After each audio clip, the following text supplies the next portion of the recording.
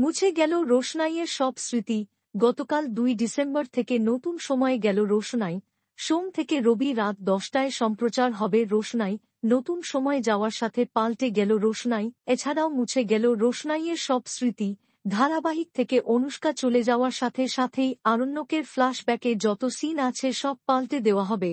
অভিনেত্রী অনুষ্কা রোশনাই ধারাবাহিক থেকে চলে যাওয়ার সাথে তার কোন আর সিন দেখা যাবে না। ধারাবাহিকের কভার ফটো থেকে শুরু করে ফ্ল্যাশব্যাকে যত সিন আছে সব নতুন করে শুরু করা হবে। আগামী গল্পগুলোতে ফ্ল্যাশব্যাক দেখানো হলে দেখা যাবে না অনুষ্কা গোস্বামীকে, তখন দেখা যাবে তিয়াশা লেপচাকে।